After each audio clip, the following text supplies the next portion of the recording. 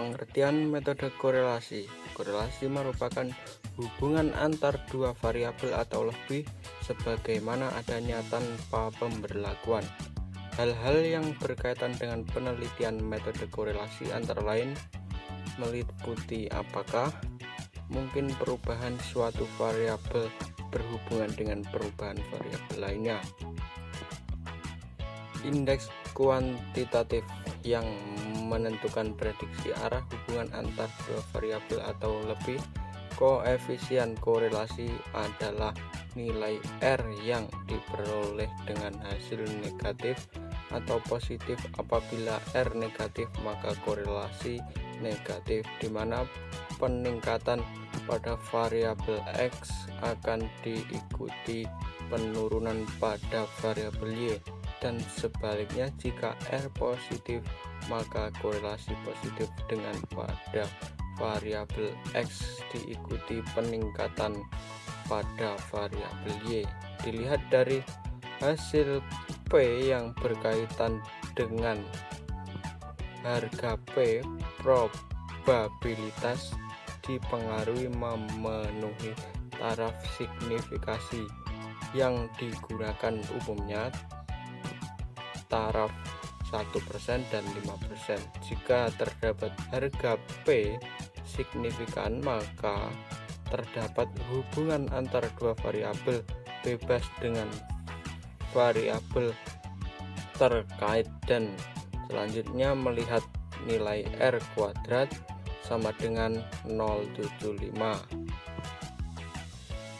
dengan artian variabel X memberikan sumbangan efektif sebesar 75% kepada variabel Y. Yang selanjutnya yaitu asumsi metode korelasi ada 3. Yang pertama, uji normalitas digunakan untuk menguji apakah data yang digunakan dalam penelitian memiliki distribusi normal baik secara multivariat maupun univariat. Uji normalitas dilakukan dengan menggunakan kriteria critical ratio squeness di bawah harga mutlak kurang lebih 2,58.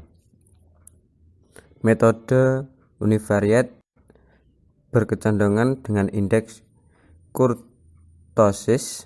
Univariat tinggi datar digunakan dalam uji normalitas.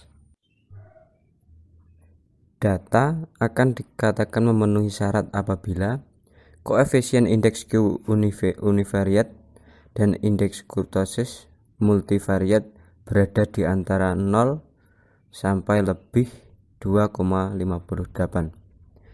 Uji normalitas juga dipergunakan untuk memperlihatkan sampel berasal dari populasi yang berdistribusi normal. Teknik yang digunakan untuk mengujinya berupa kertas peluang normal, uji Chi kuadrat, uji Lillie-Frost dengan teknik Kolmogorov, Smirnov, dan SPSS. Selanjutnya yaitu linearitas adalah hubungan antara variabel dependent dengan variabel independent yang bersifat linear atau bisa disebut juga garis lurus dalam rangka variabel independen tertentu. Contohnya hubungan antara kecepatan lari seseorang atau sebagai variabel dependen yang tergantung pada usia orang tersebut, atau variabel bebas atau independen. Secara umum dapat dikatakan semakin tinggi usia seseorang, maka kecepatan larinya akan lebih cepat, yang jika diresepsikan pada grafik yang terdapat garis ke kanan atas. Namun pada range usia tertentu, misal antara 17 sampai 40 tahun, di mana usia di atas 40 kecepatan larinya akan berbanding terbalik dengan usianya. Yang ketiga yaitu homogenitas adalah uji kesamaan dua varian, apakah sebaran data tersebut homogen atau tidak, yang dilakukan dengan membandingkan kedua variasinya. Jika dua kelompok data atau lebih mempunyai varian yang sama besarnya, maka uji homogenitas tidak perlu dilakukan lagi karena datanya sudah dianggap homogen. Uji homogenitas yang dapat dilakukan apabila kelompok data tersebut dalam distribusi normal. Sekian dari saya, selanjutnya akan dilanjutkan oleh Mbak Fatma. Selanjutnya jenis-jenis korelasi penelitian kuantitatif. Yang pertama, ada koefisien korelasi. Persen koefisien korelasi ini digunakan untuk mengukur keeratan hubungan antara dua variabel yang datanya berbentuk data interval atau rasio yang disimbolkan dengan R. Kemudian rank Spearman. Rank Spearman koefisien korelasi ini digunakan untuk mengukur keeratan hubungan antara dua variabel yang datanya berbentuk data original, data bertingkat, atau data ranking, disimbolkan dengan RS. Yang ketiga, kontingen koefisien korelasi. Kontingen ini digunakan untuk mengukur keeratan hubungan antara dua variabel yang datanya berbentuk data nominal atau kualitatif, disimbolkan dengan C. Selanjutnya, koefisien penentu atau KP, atau koefisien determinasi, yang artinya penyebab perubahan pada variabel Y yang datanya dari variabel X sebesar kuadrat koefisien korelasinya. Koefisien penentu ini menjelaskan besarnya pengaruh nilai suatu variabel, yaitu variabel X, terhadap naik atau turunnya variasi nilai variabel lainnya, yaitu variabel Y. Tanya.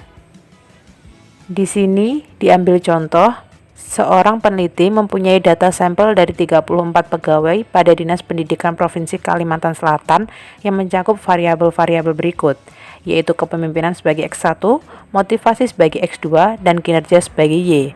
Dari variabel-variabel penelitian ini, maka peneliti dapat menyusun judul penelitian, rumusan masalah, dan kerangka berpikir atau kerangka analisis.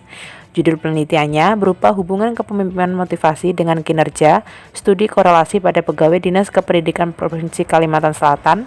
Kemudian rumusan masalahnya, dari judul penelitian ini maka dapat menyusun rumusan masalah sebagai berikut. 1.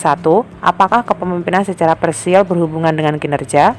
Yang kedua, apakah motivasi secara parsial berhubungan dengan kinerja? Dan yang ketiga, apakah kepemimpinan dan motivasi secara simultan berhubungan dengan kinerja?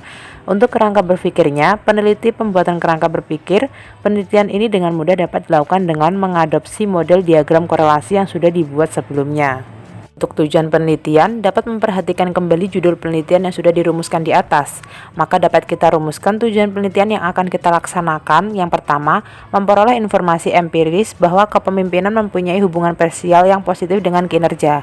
Yang kedua, memperoleh informasi empiris bahwa motivasi mempunyai hubungan parsial dan positif dengan kinerja. Dan yang ketiga, memperoleh informasi empiris bahwa kepemimpinan dan motivasi secara simultan mempunyai hubungan dengan kinerja.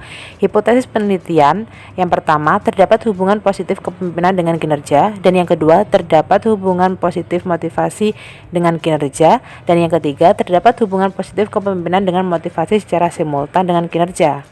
Hipotesis statistik. Kemudian dari hipotesis penelitian tersebut di atas, peneliti dapat memodifikasi menjadi hipotesis statistik. Membuat tabel data penelitian. Langkah berikutnya adalah membuat tabel data penelitian yang bersumber atau diambil dari kuesioner yang sudah diisi oleh responden. Dan yang terakhir, gunakan alat bantu statistik software. Misalnya kita gunakan program software SPSS seri 20. Kita buka program tersebut dengan urutan langkah-langkahnya.